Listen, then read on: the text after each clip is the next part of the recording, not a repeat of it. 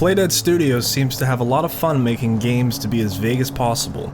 If done right, it still comes out great.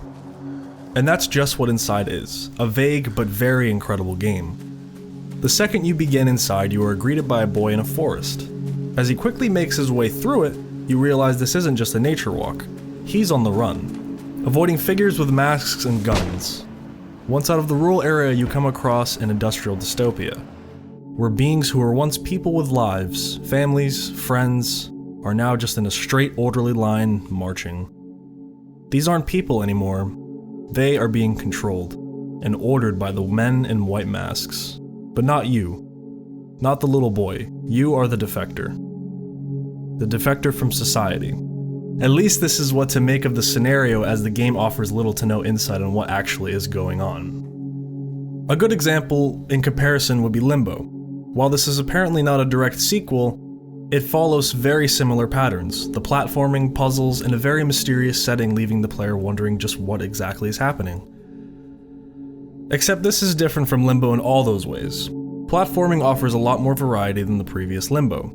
You face a range of different enemies, from men in white masks to their vicious attack dogs, and a terrifying yet intriguing being that lurks in the waters below. The puzzles have a lot more depth in them and are on a much larger scale.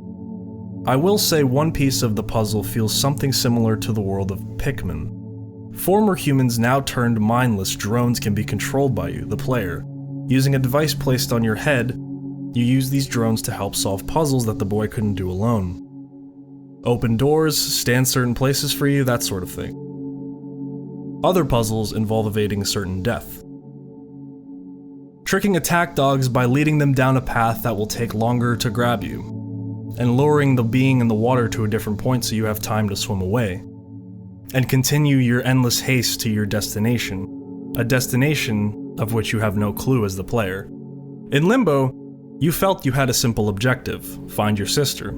Inside offers zero direction, and while it may be a linear platform, you question what your journey actually is. It does a good job of keeping you wondering throughout. The atmosphere of Inside is incredible. It accomplishes every emotion it forces you to feel. Dark areas with a lurking enemy make you feel scared and worried. Abandoned areas make you feel gloom but full of questions.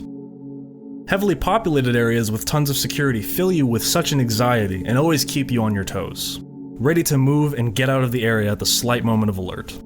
I was surprised and reminded how well the Unity engine can be utilized, as Inside is simply beautiful. It manages to make even the gloomiest areas breathtaking.